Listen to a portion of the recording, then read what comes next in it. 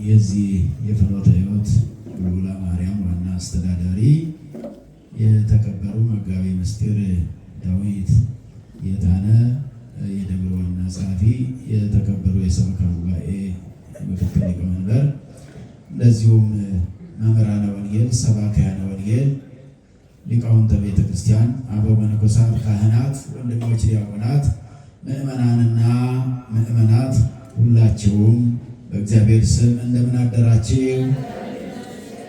እንደምን ሰነበታችሁ?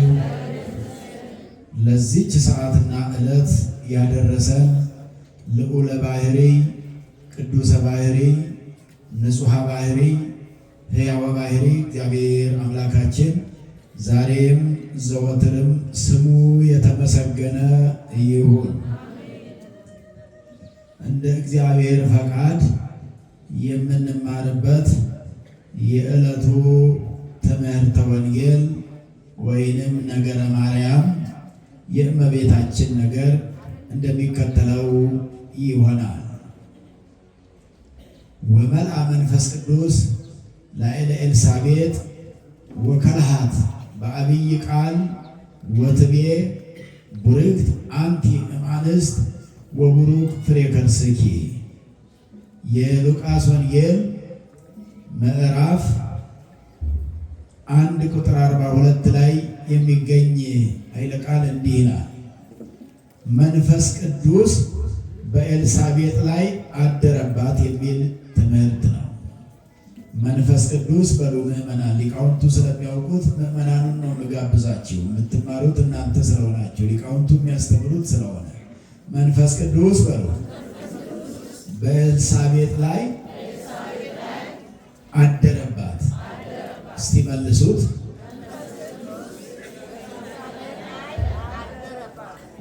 በሩቅ ያላችሁ መንፈስ ቅዱስ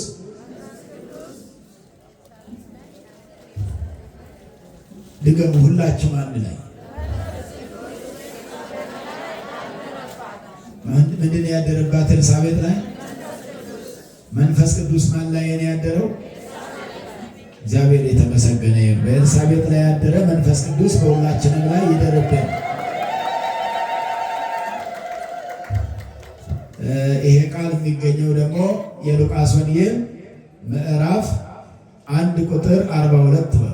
የሉቃስ ወንጌል ምዕራፍ 1 ቁጥር 42። እስቲ ድገሙት። አዎ እንግዲህ ይዛችሁት እንድትሄዱ ስለተፈለገ ነው። የሉቃስ ወንጌል አሁንም ድገሙት። ምዕራፍ እዚህ ቁጥር ላይ ነው ያለው።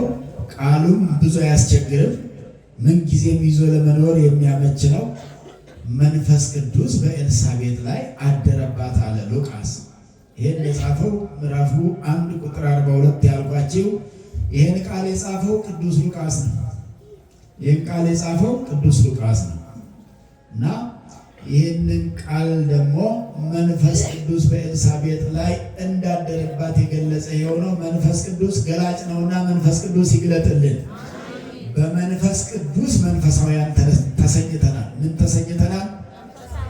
መንፈሳውያን። ወንዶቹ መንፈሳውያን፣ ሴቶቹ መንፈሳውያን። መንፈስ ቅዱስ ማለት ሰውን መንፈሳዊ የሚያደርግ ነው። ምን የሚያደርግ? መንፈሳዊ የሚያደርግ ማለት ነው። መንፈሳዊ ማለት ደግሞ ከስጋዊነት የተለየ ማለት ነው። መንፈሳዊነት ከስጋዊነት የተለየ። የስጋ ስራዎች ይታወቃሉ፣ የመንፈስ ስራዎች ይታወቃሉ። መንፈስ ቅዱስ ሲያድር መንፈሳዊ ስራ ያሰራል። እውነት ያናግራል፣ ከውሸት ይለያል። ያጸልያል፣ ከስንፍና ይለያል። የተጣሉትን እንዲያስታርቁ ያደርጋል። መንፈስ ቅዱስ ሲቀር፣ መንፈስ ቅዱስ ሲርቅ ደግሞ ማጣላት ነው ማለት ነው። መንፈስ ቅዱስ ሲርቅ ያስዋሻል። መንፈስ ቅዱስ ሲርቅ ፍቅር ይነሳል። መንፈስ ቅዱስ ሲቀርብ ግን ሲያድር እውነት ያናግራል ብያቸዋለሁኝ። ፍቅር ማለት የሚፋቀሩ ሰዎች ያደርጋል። ፍቅረ እግዚአብሔርና ፍቅረ ቢጽ ያንን ያደርጋል። የእግዚአብሔር ፍቅርና የሰው ፍቅር ያለው አሁን የእግዚአብሔር ፍቅር ማለት እግዚአብሔርን የሚወድ ሰው ማለት መንፈስ ቅዱስ እግዚአብሔርን እንድንወድ ነው የሚያደርግ፣ ራሱን እንድንወደው ያደርጋል። መንፈስ ቅዱስ ራሱ እግዚአብሔር ነው። መንፈስ ቅዱስ ምንድን ነው? መንፈስ ቅዱስ ምንድን ነው? እግዚአብሔር መንፈስ ቅዱስ፣ እግዚአብሔር አብ አለ፣ እግዚአብሔር ወልድ አለ። በሦስትነቱ ሥላሴ እየተባለ በአንድነቱ እግዚአብሔር እየተባለ መንፈስ ቅዱስ መንፈሳውያን ያደርጋልና ከስጋዊነት ወደ መንፈሳዊነት የጠራን መንፈስ ቅዱስ የተመሰገነ ይሁን። ከስጋዊነት ስጋውያን ስጋውያት ከመሆን ይናገራል ቅዱስ ዲዮስቆሮስ። እኛ ስጋውያን የስጋን ሐሳብ እናስባለን፣ አንተ ግን የመንፈስን ነገር አስረዳን። ቅዳሴ ላይ አስቀድሳችሁ ሰምታችኋል። ቅዱስ ዲዮስቆሮስ ያለው እኛ ስጋውያን ስለሆነ የስጋን ሐሳብ እናስባለን፣ አንተ ግን የመንፈስ ቅዱስን ነገር ንገረን፣ በመንፈሳዊነት ምራን፣ መንፈሳዊ ነገርን አሳስበን፣ የስጋን ስራ እንሰራለን፣ የመንፈስ ቅዱስን ስራ አሰራን። ስለዚህ መንፈስ ቅዱስ ማለት ከስጋዊነት የሚለይ ነው። እንግዲህ እዚህ ላይ ሶስት ነገሮችን ነው የምናየው። መንፈስ ቅዱስ ከኤልሳቤጥ ተለይቷት ያውቅ ነበር ወይ ብሏል መተርጉማን። መንፈስ ቅዱስ አደረባት ሲባል በፊት አልነበረም እንደማለት እንዳይሆን፣ መንፈስ ቅዱስ ኤልሳቤጥን ተለይቷት አያውቅም። አንድም ቀን አንድም ሌሊት መንፈስ ቅዱስ ተለይቷት አያውቅም። ለምን ታዲያ እንዲህ ተብሎ ተጻፈ ቢባል መንፈስ ቅዱስ ተለይቷት አያውቅም፣ ነገር ግን ስራ አሰራት ለማለት ነው። ስራ ሲያሰራ መንፈስ ቅዱስ አደረ ተብሎ ይነገራል። አንድ ሰው ከሚሰራው ነገር ተነስቶ ነው መንፈሳዊ መባል የሚችለው። በስም መንፈሳዊ መሆን አይችልም። መንፈሳዊ መሆን የሚችለው በሚሰራው ስራ ነውና ኤልሳቤጥን መንፈስ ቅዱስ ስራ አሰራት። ምን አደረጋት? ምን ስራ? መንፈሳዊ ስራ አሰራት። ስራ እኮ የቢሮ ስራ፣ የንግዱን ስራ፣ መኪና ማሽከርከር፣ ሌላም ስራ ማለት አይደለም። ምን አይነት ስራ አሰራት? መንፈሳዊ ስራ። እናንተ አሁን ከዓለም ተለይታችሁ በዚህ ተሰብስባችሁ ቃለ ወንጌል የምትሰሙ መንፈሳዊ ነገር ላይ ናችሁ ማለት ነው። እንዲህ አይነት ማለት ነው። መንፈሳዊ ስራ አሰራት። መንፈሳዊው ስራ ምን ነበረ? ምንድን ነው የሰራችው? ኤልሳቤጥ ምን አደረገች? ሁላችሁም አሁን መንፈሳውያት ናችሁና ለመንፈሳዊ ነገር ትጓጓላችሁ። ኤልሳቤጥን በሆንኩ ትላላችሁ። ምን ሆና ነው መንፈስ ቅዱስ አደረባት የተባለው? ምን ሰራ ነው? መንፈሳዊ ነገር ስለሰራች ነው መንፈስ ቅዱስ አደረባት ያሰኛት ቢሉ ወካላት በአብይ ቃል በታላቅ ድምፅ ጮኸች አለ። በምን ድምፅ? በታላቅ ድምፅ። እናንተ እልል ብላችሁ እንደምታመሰግኑት አጨብጭባችሁ እንደምታመሰግኑት በታላቅ ድምፅ ጮኻ ተናገረች። ማናት እንዴ ተናገረችው? ኤልሳቤጥ እዚያው ነው ያለነው። በታላቅ ድምፅ ጮኻ ተናገረች። ምን ብላ ይሆን? ወትቤ አለ እንዲህም አለች፣ አንቺ ከሴቶች ተለይተሽ የተባረክሽ ነሽ አለች። ምን አለች? እመቤታችንን ነው እንዲህ አለችው። አንቺ ከሴቶች ተለይተሽ በሉላችሁ የተባረክሽ ነሽ። ይሄ የመጽሐፍ ቅዱሱ ቃል ነው። የምስጢር ቃል ደግሞ አንቺ በሉ ከሴቶች ተለይተሽ መርገመ ሥጋ መርገመ ነፍስ የሌለብሽ በረከተ ሥጋ በረከተ ነፍስን እያማለች የምታሰጪ ነሽ። ክብርና ለምስጋና ለእመቤታችን ይሁን። መርገመ ሥጋ መርገመ ነፍስ የሌለብሽ ነሽ ብላ መሰከረች። መንፈስ ቅዱስ ያላደረበት ሰው ይሄን ሊል ይችላል? አይልም። ይሄን አያውቅም። ያውም ኤልሳቤጥ ይሄን ያለችበት ዘመን ላይ ሰው ሁሉ ገና መንፈሳዊ ያልነበረበት ዘመን ነው። እንዲህ እንደኔና እንደናንተ ቤተ እግዚአብሔር ተሰብስቦ ስለ ክርስትና የማይማርበት ዘመን ነበረ። ክርስትና ወደ ዓለም ገና ያልመጣበት በሕገ ኦሪት የሚኖሩበት ዘመን ነበርና መንፈስ ቅዱስ ያላደረበት ሰው ይሄን አይልም። ስለ እመቤታችን አይገለጥለትም፣ አያውቅም። መንፈስ ቅዱስ ሲያድርበት መንፈሳዊ ሲሆን፣ አንዲት ሴት መንፈሳዊት ስትሆን መንፈሳዊነት ሲኖራት ስለ እመቤታችን ትመሰክራለች። መንፈሳዊነት ከሌላ ስለ እመቤታችን አትመሰክርም። የዕለት ውዳሴ ማርያም መጸለይ አትችልም።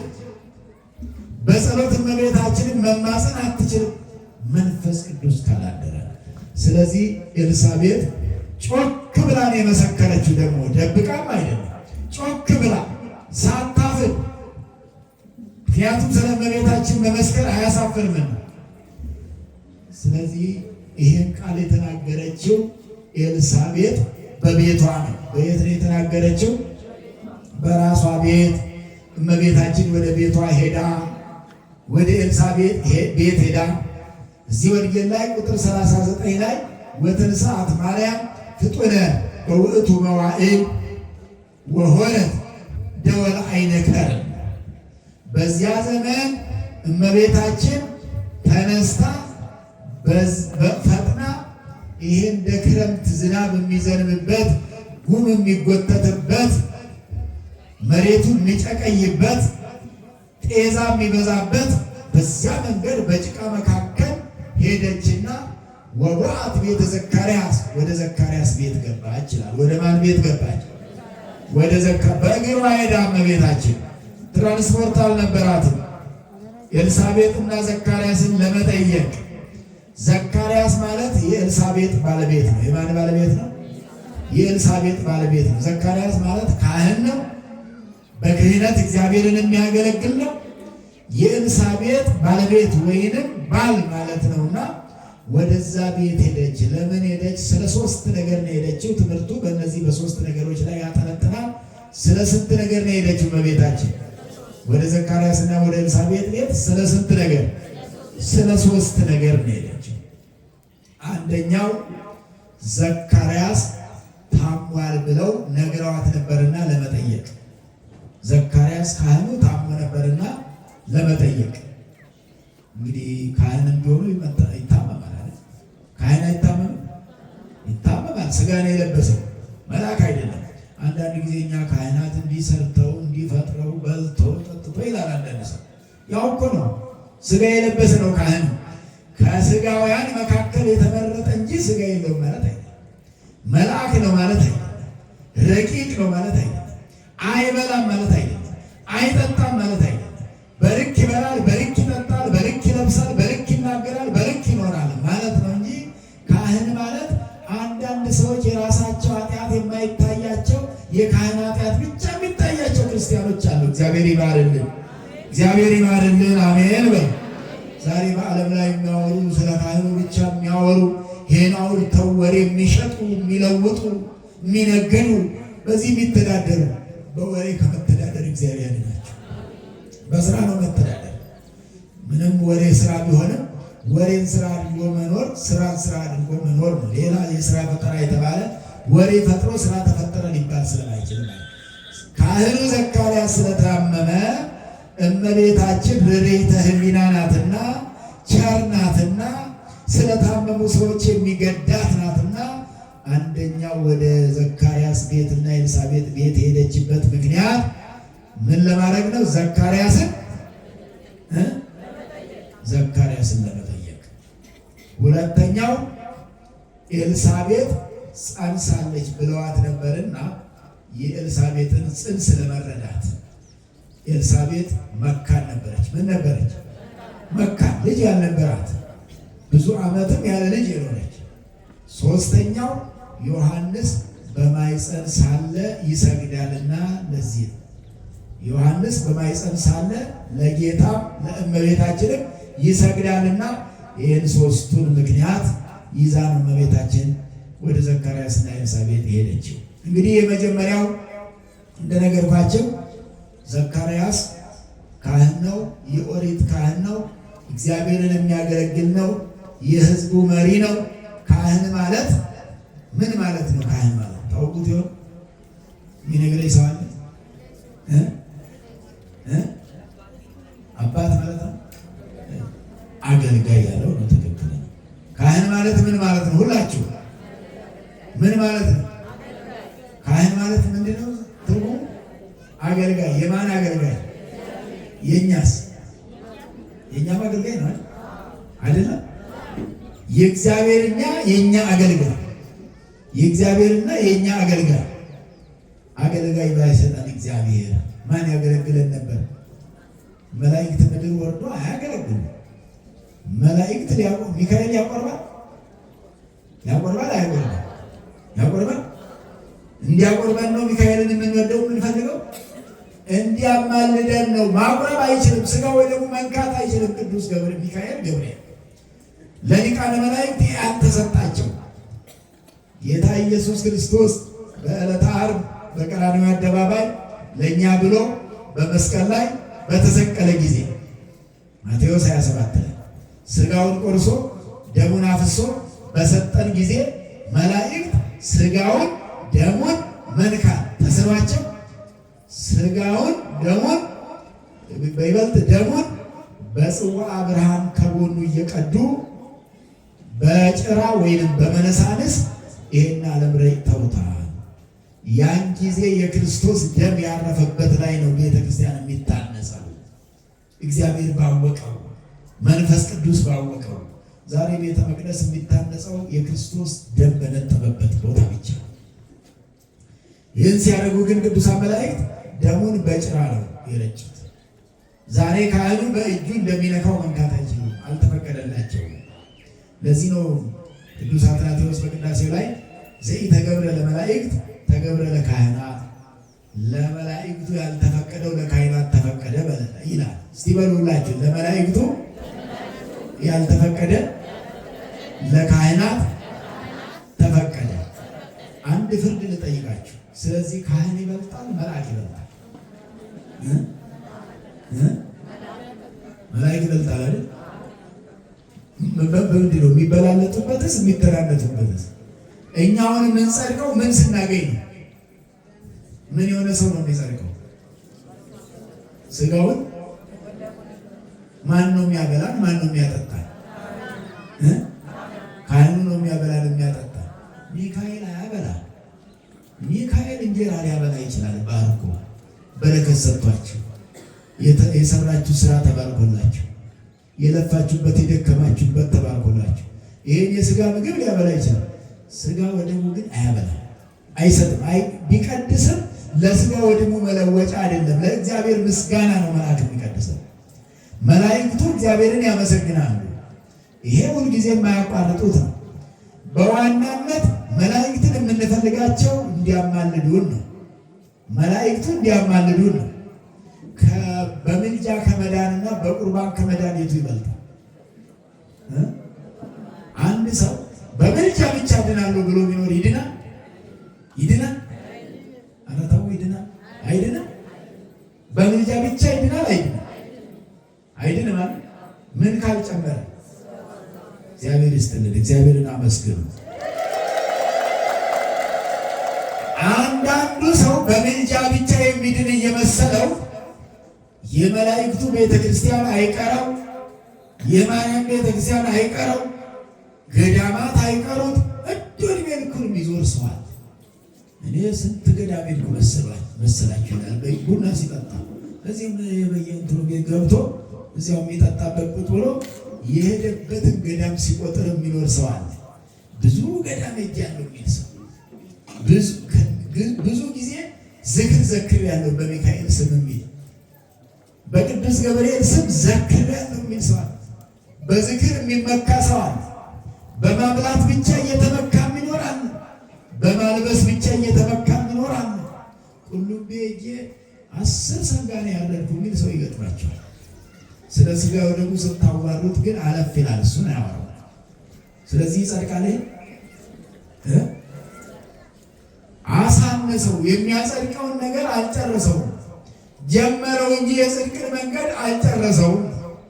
ስለዚህ በመላእክት ምልጃ ብቻ የሚጸደቅ እየመሰላቸው በእመቤታችን በምልጃዋ ብቻ ሌላ ሳይጨምሩ ሰንበቴ በመጠጣት ብቻ የሚመስላቸው አንዳንድ ሰዎች ቤተ እግዚአብሔር መጥተው ሰንበቴ ጠጥተው ደስ ብሏቸው የሚመለሱ ሰዎች አሉ። ስጋ ወደሙ መኖሩንም ያልሰሙ፣ ስጋ ወደሙ እንዳለ ያልሰሙ፣ በሰንበቴ ብቻ የሚጣሉ፣ ሰንበቴ ለመክፈል ከዓመት ጀምሮ የሚያስቡ፣ ለጥምቀት ወጥተው እልልታ ለማቅለጥ ከ7 ዓመት በፊት የሚያስቡ ለመስቀል ደመራ ለማክበር እንደዚህ ደመራ ችቦ ለማብራት ከዓመት በፊት የሚያስቡ አብርተው በማግስቱ እስከ ዓመት ድረስ እሱን የሚያስቡ ማይበር ጽዋ አውጥተው ጽዋ ቤቴ ገብቷል ብለው ወሩ ሙሉ የሚጨነቁ ጽዋው ከቤታቸው ከወጣ በኋላ ደግሞ መቼ ተመልሶ ይመጣል ብለው በውንም በህልምም እሱን እያዩ የሚኖሩ ጽዋ ቤቴ ሲገባ ብዙ ህልም አየሁ የሚሉ ሰዎች ስለ መቁረባቸው ምንም አይነት ህልም ያልታያቸው እንዲህ የሚኖሩ ሰዎች አሉ። ስለዚህ ካህን የነፍሳችን አገልጋይ እሱ ስለሆነ ለመንግሥተ ሰማያት ለገነት የሚያበቃን በካህኑ እጅ የምንቀበለው ስጋውና ደሙ ስለሆነ ዋናውን ነገር ረስተን በምልጃ ብቻ የምንጸድቅ መስሎን እንዲህ ስላችሁ ምልጃ ያጸድቃል፣ ነገር ግን ብቻውን አያጸድቅም። ብቻውን እንዳይሆን አንድ ቤት ውስጥ የሚኖሩ ሰዎች አባወራ ብቻ ስላለ ትዳር መባል ይችላል። ማወራ ያስፈልጋል። ስለዚህ ሙሉ ነገር ነው የሚያስፈልገውና ስጋውን ደሙን ሳይቀበሉ በምልጃ ብቻ የሚኖሩ የመላእክትን ታቦታት የሚቆጥሩ የመላእክትን ምልጃ ብቻ የሚናገሩ ስለ መላእክት ድግስ ብቻ ሲደግሱ የሚኖሩ ክርስቶስ የደገሰላቸውን ያልበሉ አሉ። ክርስቶስ ደግሶ ድግስ ጠርቶናል። ተጠርተን የለ እናውቃለን እንደተጠራ። ምንድን ነው ያለን? ቀራንዮ አደባባይ ደገሰና ኑ ብሉ ኑ ጠጡ ተባለ። ያውም ደግሞ በነፃ። አሁን እኮ ይሄ ዝክሩ ምኑም እንደግሶ እሱ እንደውም ብዙ ገንዘብ ይፈልጋል። አንድ በሬ ለመግዛት ስንት ብር እንደሚፈልግ ታውቃላችሁ? ጤፍ ለመግዛት ስንት እንደሚፈልግ ታውቃላችሁ? ሽሮ በርበሬ ለመግዛት ምን እንደሚያስፈልግ ታውቃላችሁ? ይህን ድግስ ለማጣፈጥ ምን እንደሚያስፈልግ ታውቃላችሁ? ተበልቶ ብቻ አይቀርም፣ ደግሞ የሚጠጣ ያስፈልጋል። የሚጠጣው ምን ያክል እንደሚወስድ ታውቃላችሁ? ይሄ ጊዜያዊው ነገር፣ ይሄ ለጊዜው የሚዘከረው ነገር ይሄን ያክል ነው የሚፈጀው። ብቻውን የማያጸድቅ ነው። ያሁን ስጋውና ደሙ ግን በነፃ ነው የተሰጠው። በቀራንዮ አደባባይ ጌታ ኢየሱስ ክርስቶስ በነፃ ብሉ ጠጡ ተብለን፣ ግን እኛ የተወደደብን አሁን በነፃ የሚሰጠው ነው እንጂ በገንዘብ የሚመጣው አይደለም የተወደደብን። ይሄ በገንዘብ እየተገዛ የሚደረገው ብዙ አልተወደደብንም። በነፃ የተባለው ግን ተወዶበታል ዓለም። ሕፃናትና ሽማግሌ ብቻ ናቸው የሚሳተፉት። ባለቤቱ ስንት ጊዜ እናንተ አሁን አንድ ሰው ሰርግ ቢጠራችሁ ትቀራላችሁ? ትሄዳላችሁ? አጋጣሚ ብትቀሩ ታፍራላችሁ? አታፍሩ?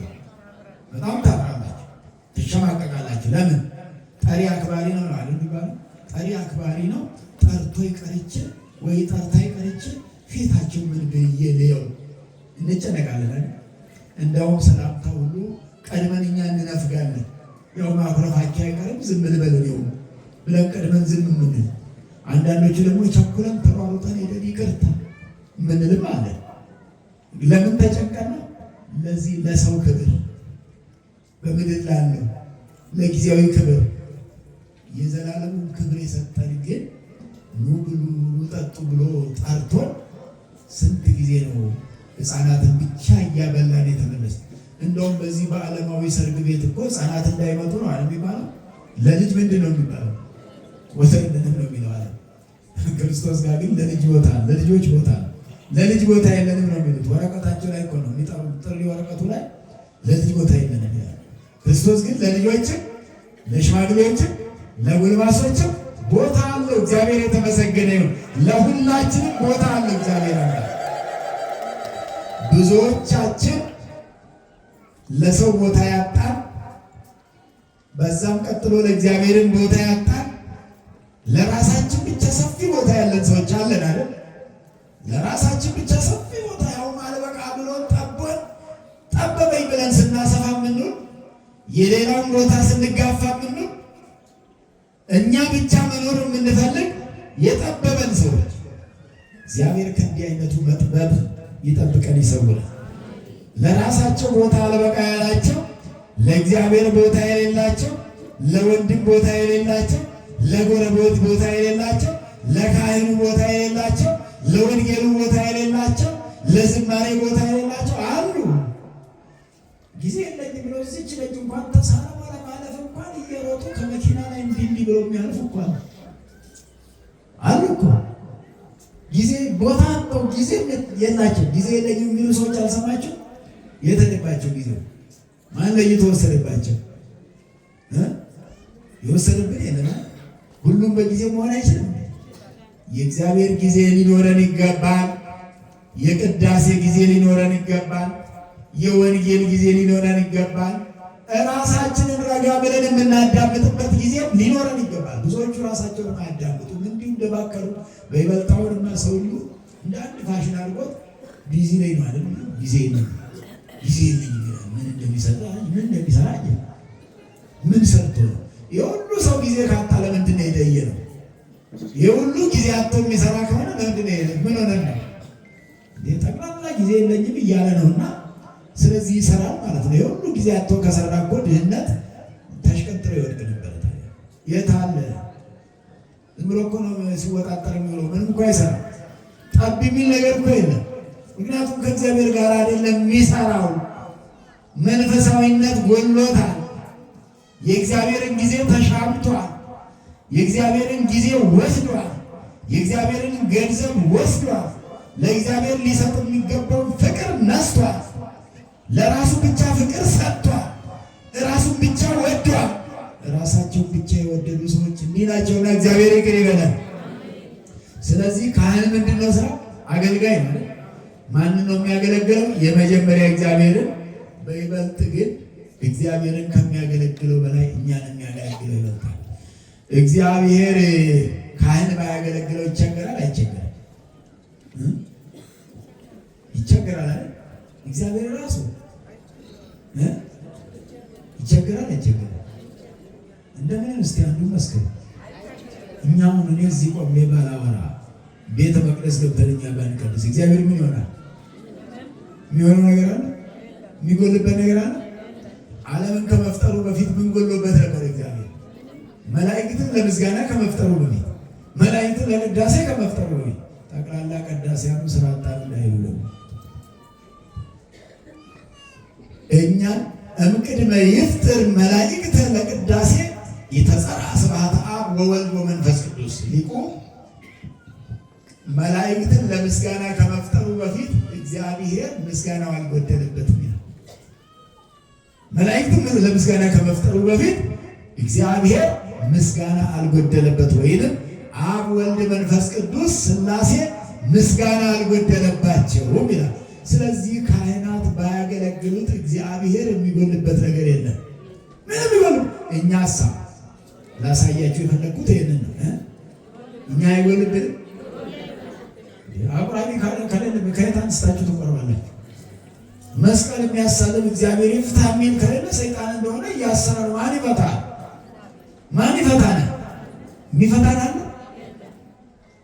ስለዚህ ካህናቱ የሚያስፈልጉት ከእግዚአብሔር ይልቅ ለእኛ ያስፈልጉናል።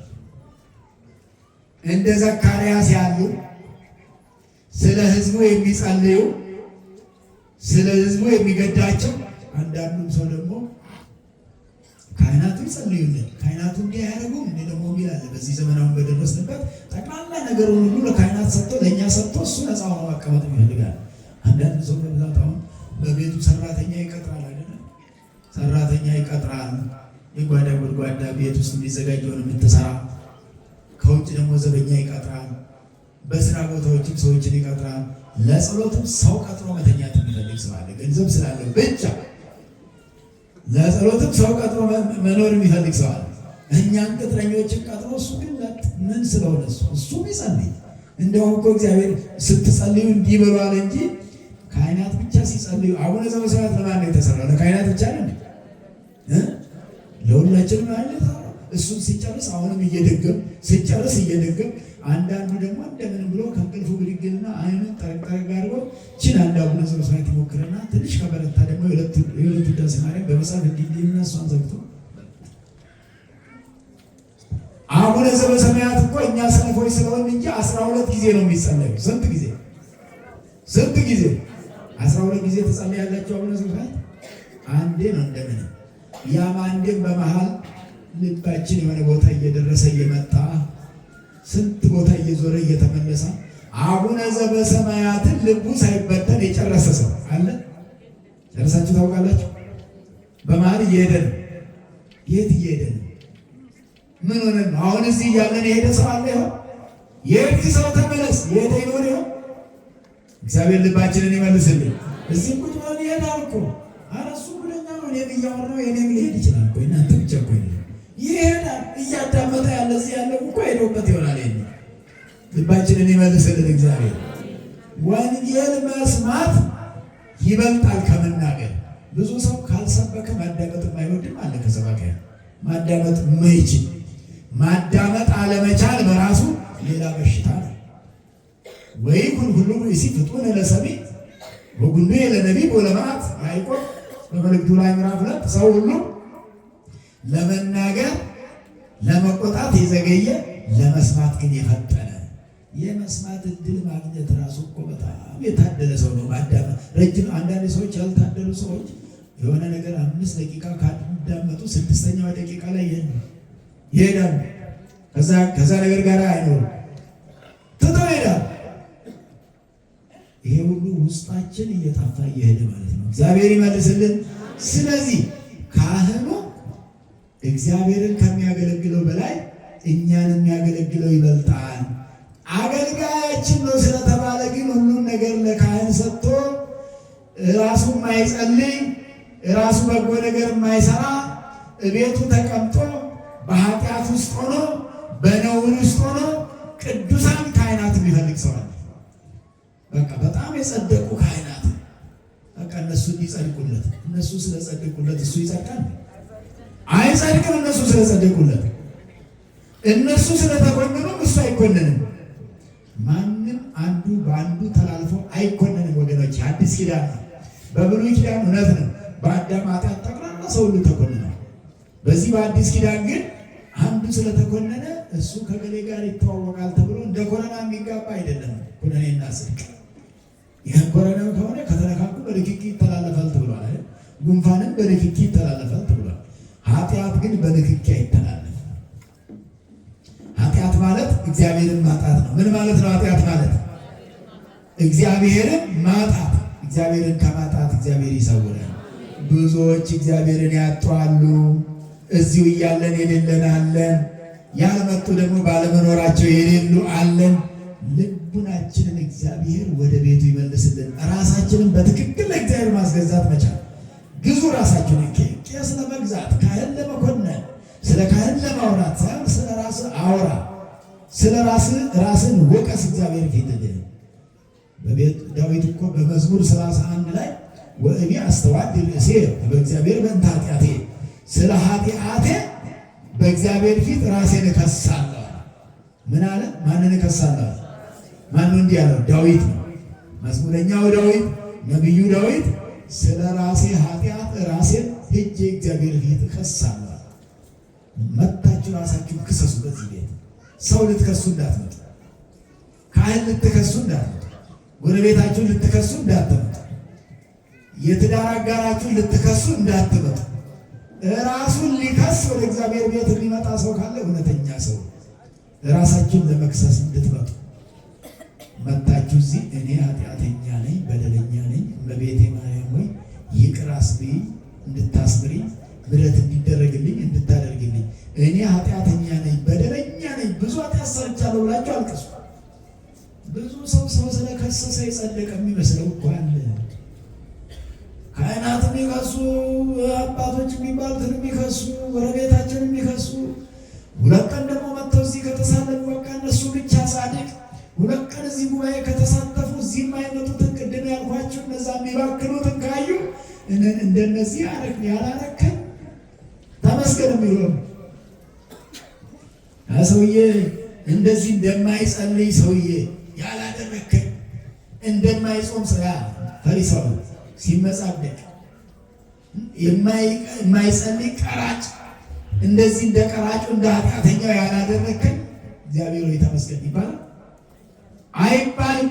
ስለ ራሳችን ብቻ ነው። ዳዊት ቤተ እግዚአብሔር የመጣው ራሱን ሊከስ ራሱን ሊወነጅል ነው። ሰው ሊወነጅል አልመጣም። አሁን ራሱን ሊከስ ጣፋ። ሰው ከሳሽ በዛ። ሰው እየከሰሰ የሚጸድቅ የሚመስለው አለ። ስለ ሰው እያወራ የሚጸድቀው ሰው አለ፣ የሚመስለው ሰው አለ። ስለዚህ ካህን ማለት አገልጋይ ነው።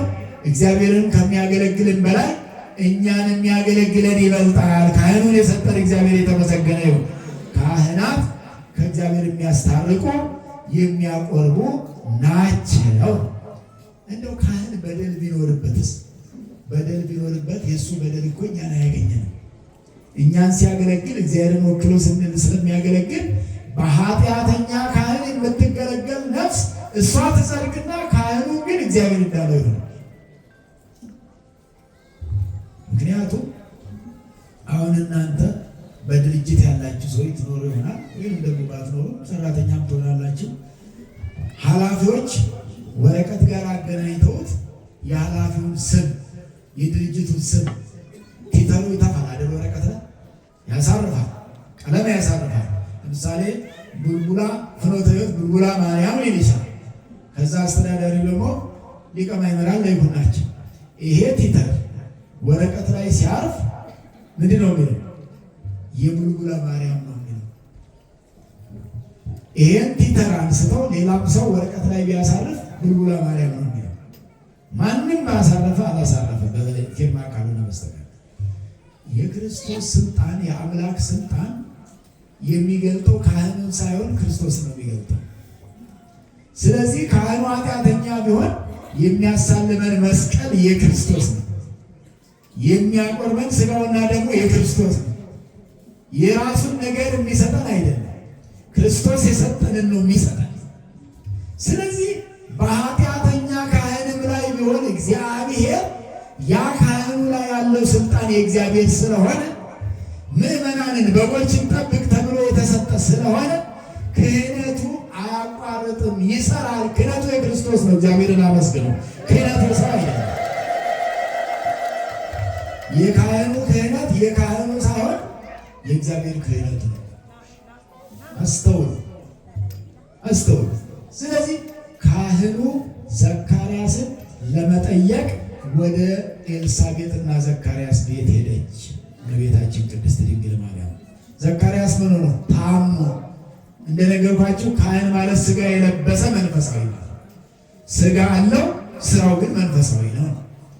ስራው ግን እንደ መላእክት ትልልቁን ስራ ይሰራል። ያውም ከመላእክት በላይ በልጦ ያቆርባል። ለመላእክት ያልተሰጠው የተሰጠው ማለት ነው። እኛ እመቤታችን ያከበረችውን ካህን እመቤታችን አክብራ ቤቱ ድረስ ሄዳ ምን ሆንክ ወዳጄ፣ አገልጋይ፣ የእግዚአብሔር አገልጋይ ብላ ያለችውን ካህን መንቀፍ ይቻላል? እመቤታችን ካህናትን ያከበረች ናት። ክብር ለእመቤታችን፣ ክብር ለካህናት። ይሄን ያላወቀ ዓለም ነው አሁን የተቸገረው። አያውቁም፣ ዝም ብሎ ናቸው። ልክ እንደ ዓለም ፖለቲከኛ የዓለም ሰዎች ስልጣን እነሱ ካልያዙ ከነሱ ውጭ ያለ ሰው ካልያዘ እንደተቃወሙ ይኖራሉ። እድሜ ልካቸውን ይቃወማሉ፣ ይታሰራሉ፣ ይደበደባሉ፣ ይነቅፋሉ፣ ስም ያጠፋሉ፣ ያጠለሻሉ። ምን ስለሆነ? ፖለቲካ ስለሆነ። ያንን መንፈስ ወደ ቤተ ክርስቲያን አምጥተው በቤተ ክርስቲያን የሚያስተዳድራቸውን፣ የሚመክራቸውን፣ የሚያቆርባቸውን፣ የሚያጸድቃቸውን በመቃወም የተደራጁ አሉ። አያችሁ፣ ተቀላቀለባቸው እነዚህ ሰዎች። ለእንዲህ ቤተ እግዚአብሔር በተቃውሞ አይሆንም። ቤተ እግዚአብሔር በተቃውሞ ሳይሆን ተቃውሞ ለዓለም ነው የሚሆነው። ይሄ ለእግዚአብሔር ነው የሚነገረው። ባለቤት አለው አይደል? ይሄ አይደለም እንኳን ይሄ ዓለማዊ እንኳን እኮ ምችም ዓለሙ ትምህርቱ የፖለቲካል ሳይንሱ ይሄ ስለሆነ ነው እንጂ በዓለምም ቢሆን እግዚአብሔር የሚለው ማንም ንጉሥ ይላል ሮሜ ምዕራፍ 13 ላይ ያለ እግዚአብሔር አይሾምም ይላል። ያለ እግዚአብሔር ንጉሥ ያለ እግዚአብሔር አይቀመጥም ይላል። ዝም ብሎ ነው። ሰዎች የሚያስቀምጡት የለም እኮ ለምክንያት ሰዎች ይሰባሰባሉ፣ የምርጫ ካርድ ይሰበስባሉ፣ ምን ይላሉ፣ ፎርማሊቲውን ያሟላሉ፣ ያደርጋሉ እንጂ የሚያስቀምጥ እግዚአብሔር ብቻ ነው። ያለ እግዚአብሔር የሚቀመጥ የለም። እመኑ። ይህን የማያምን ሃይማኖት የለውም። ያለ እግዚአብሔር የሚቀመጥ የለም። ነገር ግን ዓለማዊ መሪም ዓለማዊ ንጉሥም ቢሆን እኛ መልካም ሰዎች ስንሆን መልካም መሪ ይቀመጣል። እኛ ኃጢአተኞች ስንሆን ደግሞ የሚቀጣን ይቀመጣል። ወያነግሥ ብእሴ መደልወ በእንተ እክየ ሕዝቡ ኢዮብ ምዕራፍ 38 ላይ እግዚአብሔር ሰው ሲከፋ ክፉ መሪ ይሰጠዋል። ሰው መልካም ሲሆን ደግሞ ራሱ ክፉ መሪ መልካም ያደርግለታል እግዚአብሔር ይላል። ክፉን እኮ ነው። ሌላ ደግም እኮ ብቻ እያመጣ ብቻ አይደለም። ራሱ ክፉ የሚባለውን እግዚአብሔር ቀይሮ መልካም ያደርገው። አሁን ክፉ የሚባለው መለኪያውስ በማን ነው? በክፎች ተለክቶ ሰው ክፉ ይሆናል? እኛ ምንድን ነን? ክፎች የእኛ ክፋት ሳያልቅ የሰዎችን ክፋት ለክተን አውርተን ሊሆን መጀመሪያ የእኛን ክፋት እስቲ እናስቀር። የእኛን ክፋት እንታጠቁ፣ የእኛን ክፋት እናራግፈው። እስቲ እኛ እውነተኞች እንሆን፣ መንፈሳውያን እንሆንና እግዚአብሔር ለእኛ የሚበጀውን ይንሳንና እናያለን። እኛ ስንተካከል ማን ተስተካከለ? ገና ጠቅላላ በወሬ የተሞላ አይደለም፣ ያውም በሐሰት ወሬ። ሶሻል ሚዲያ ቅድም እንደነገርኳችሁ ለገበያ ብሎ በሚያወራ ለንግድ ብሎ በሚያወራ ሽርፍራፊ ሳንቲሞችን እችኑ ፍረሽካ ለማግኘት በሚያወራ እችን ለጊዜው የሚመገባትን ነገር ብሎ ለሚያወራው በእሱ አይደል የምንተዳደረው። ደግሞ አንዳንዱ ሰው ከሶሻል ሚዲያ እኮ ምንድን ነው የሚለው እንዲህ ተብሏል፣ ግን እውነት ይሁን አሰብ እንጂ ይላል። እዛው እኮ ራሱ ይላል። ግን እያየው ግን እያወራው ነው። እውነት ይሁን ውሸት እንጂ እንዲህ እየተባለ ነው እያወራው አይደል? እያዛመተ እኮ ነው ለሌላ ደግሞ ላልሰማ። በእውነት ከእግዚአብሔር ቃል ውጭ ያለውን ነገር ማዛመት የማይገባም፣ ሲዛመትባቸው መቀበል አይገባም። ስለዚህ እንኳንስ መንፈሳዊ አገልጋይ ስጋዊ አገልጋይ ቢሆን ዓለም እየተቃወመ የሚጨቃጨቀው አማኝ ጠፍቶ እንጂ ለእግዚአብሔር ቢሰጥ እግዚአብሔር የማያስተካክለው ነገር የለም። እኛ ለእግዚአብሔር መስጠት ከተሳነንና ራሳችን ለእግዚአብሔር ያልተስተካከልን ከሆነ ደግሞ እንዲሁ በችግር እንቀጥላለን ማለት ነው። ዘካርያስን ለመጠየቅ ሄደች። ዘካርያስን እዚሁ እንድንጨርሰው ምን ነበር የታመመው? አንደበቱ ነበር የተያዘው። ምንድን ነው የሆነው? አንደበቱ ተያዘ። መናገር ተሳነው። መናገር የተሳነው ደግሞ ልጅ ነበረው። ማነው? ልጅ አልነበረው፣ መካን ነበረ። አንተ ባለቤት ኤልሳቤጥ ትጸንሳለች ብሎ ቅዱስ ገብርኤል ብስራቱን ሲነግረው የማያምን ሆኖ ነው ተጠራጥሮ። እንግዲያውስ አንተ ትከውን በሃመ ወትስል ነቢበ እስከ አመ ይከውን ዝንቱ፣ ይሄ የሕፃኑ መወለድ እስከሚሆን ድረስ አንተ አንደበት ተዘግቶ ይቆያል ብሎ ገርበብ አድርጎ አንደበቱን የዘጋው ቅዱስ ገብርኤል ነበርና፣ በኋላ ግን ዮሐንስ በተወለደ ጊዜ ያ የታመመው ያ የተዘጋው አንደበቱ ተከፈተ። ዘካርያስ እግዚአብሔርን አመሰገነ። እግዚአብሔርን አመሰገነ። አንደበታችንን እግዚአብሔር ይክፈትልን። አሜን። ሁላችሁም አሜን በደንብ በሉ። አሜን አሜን ስትሉ ሰይጣን ያፍራል። አሜን። አንደበታችንን እግዚአብሔር ይክፈትልን። አሜን በደንብ በሉ። አሜን። ኤልሳቤጥ ጮክ ብላ የተናገረችው አሜን ብላ እኮ ቡርክት አንቲ እምአንስት ብላ እግዚአብሔርን አመሰገነች ኤልሳቤጥ።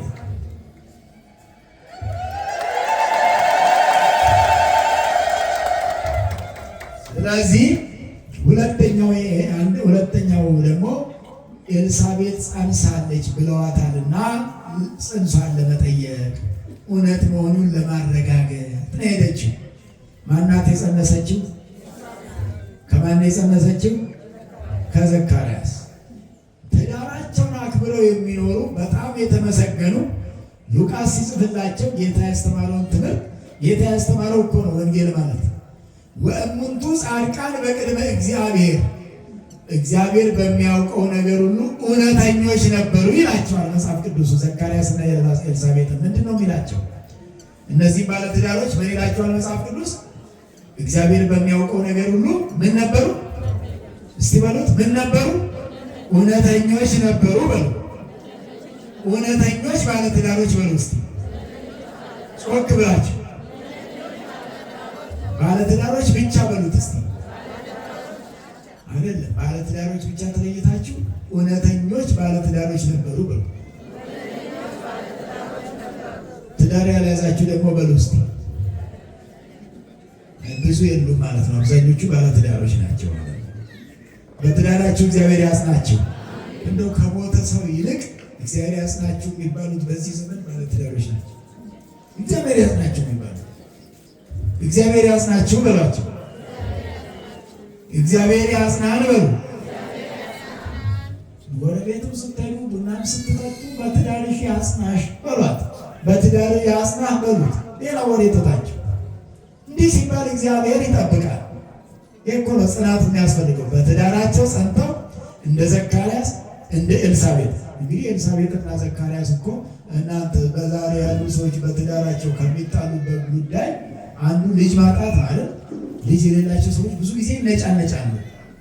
እንግዲህ ልጅ ያጡት ናቸው የሚያውቁት። ሌላውም ሰው ደግሞ ሲነጫነጩ ሲከፋቸው በሚያየው ያያቸዋል። ልጅ አጥተው በመካንነት ኖረው ግን አልከፋቸው። ከፍቷቸው አልከፋቸው። ኤልሳቤጥና ዘካርያስ የእግዚአብሔር ሰዎች ናቸው። እግዚአብሔር እንደ ልጅም ይሆነናል አሉ። እግዚአብሔር ጠዋሪ ቀባሪ ይሆነናል አሉ። እግዚአብሔር ረዳት ይሆነናል። ልጅ ከእግዚአብሔር ካልመጣ ምን ያደርጋል አሉ። እንደውም እኮ የእግዚአብሔር ሰዎች እግዚአብሔር ወይ ልጅ የምትሰጣት አንተ የምትደሰትበት ይሁን የሚሉ ሰዎች እንደ ሐናና እንደ ኢያቄም። ሐናና ኢያቄም ልጆች አልነበራቸው፣ ግን ይሉ የነበረው አንተን ደስ የሚያሰኝ ልጅ ስጠን፣ አንተን ደስ የማያሰኝ ከሆነ እንዳሰጠናል ብላችሁ ታውቃላችሁ። ማንም ሳይል ልጅ መውለዱ ብቻ ነው ያሰው እንጂ አንተ ደስ የማትሰኝበት ልጅ ከሆነ እንዳይሰጠን፣ አንተንም ያሳዝናል ለእኔም አይጠቅምም የሚሉ ጸሎተኞች ነበሩ ኢያቄምና። እንዲህ ነው ክርስቲያኖች የሚገባው። የክርስቲያን ጸሎት፣ የመንፈሳውያን ሰዎች ጸሎት እንዲህ ነው። ከልጅ በፊት ጸሎት ያስፈልጋል። ከትዳር በፊት ጸሎት እንደሚያስፈልገው ሁሉ ከልጅ በፊትም ጸሎት ያስፈልጋል። አንተን የሚያሳዝን ልጅ እንዳይስ አብዛኞቹ ሳይጸለዩ የተገኙ ናቸው መሰለኝ። ዓለም እየተቸገረ እግዚአብሔር ሳይፈቅድ የተገኙ አይታወቅም። ዓለም ይታወቃል፣ ወላጅ ይታወቃል፣ ጎረቤት ይታወቃል፣ ቤተክርስቲያን ይታወቃል፣ ሰፈሩ ይታወቃል። መልካሞች እንዳሉ በዚህ መልክ ያለው ያሉ። ከዚያ ኤልሳቤጥ ትልቅ ፈተና በቤታቸው ነበር። ምን? ልጅ ማጣት። ልጅ አጥታ ስትኖር ግን አንድም ቀን በዘካርያስ ላይ ፊቷን አክፍታበት አታውቅም። አንድ ቀን ፊቷን አክፍታበት አታውቅም። አገልጋዩ ላይ፣ ካህኑ ላይ፣ ወዲህ ካህን ነው በዚህ ባለቤት ነው አክብራ ነበር የምትኖረው። የካህናት ሚስቶች ካህናቱን የሚያከብሩ ደግሞ በጣም የታደሉ ናቸው። የአንዳንዶቹ ደግሞ ቤተክርስቲያን የማይሰሩ ነው። ተሳልመው ታውቁ። እንግዲህ ከቤት ነው የሚጀምረው ስራ። ዘይግል ሰሪያ ቤቱ ፍሎ ያስታምን ቤተ እግዚአብሔር። የራሱን ቤት የማያስተካክል የሰው ቤት ምን ያስተካክላል ብሎ መጽሐፍ ቅዱስ ይናገራል። ካህን ማለት መጀመሪያ የራሱን ቤት የሚያስተካክል፣ የራሱን ትዳር አስተካክሎ የሚመራ፣ የራሱን ልጆች አስተካክሎ የሚመራ፣ የራጁ ልጆች መንፈሳዊ ማድረግ የቻለ። የእሱ ልጅ እዛ በቦክስ እየተደባደበ እዚህ የሰው ልጅ አስተምራለሁ ግን ምን ዋጋ አለው? መጀመሪያ ከዛ ነው መጀመሪያ ያለበት። ከራስ ከቤት ነላ ቅዱስ ጳውሎስ ለካህናት የሰጣቸው ትምህርት ይህንን ዘይግል ሰሪያ ቤቱ እፎኑ ያስተሐምም ቤተ እግዚአብሔር ጢሞቴዎስ ላይ የራሱን ቤት ያላስተካከለ የእግዚአብሔርን ቤት አስተካክላለሁ ቢል አይቃናም። እዛ አስተካከልኩ ሲል ቤቱ እየፈረሰ ነው የራሱ። የኤልሳቤጥ አንድም ቀን ፊቷን አክፍታበት አታውቅም። ዘካርያስም እቺም አትወልድ ሴት ከቤቴ ተቀምጣ ብሎ አንድም ቀን አስቦ አያውቅም። አልከፋቸው። ስለዚህ በትዳር መካከል ፈተና ይታጣል ማለት አይደለም። ልጅ ብቻም ላይሆን ይችላል። በጠባይ የማይቻችን ነገር ሊገጥም ይችላል። እንደው በራሱ ጊዜ ከውጭ ሲነፋፈቁ የነበሩ ሰዎች አብረው መኖር ሲጀምሩ የሚሰለቻቸው አሉ። ይሄን ሁሉ ተቋቁሞ የሚኖሩ ሰዎች ዛሬም ቢሆን ዘካርያስና ኤልሳቤጥ ናቸው። በእግዚአብሔር ፊት እውነተኞች ናቸው።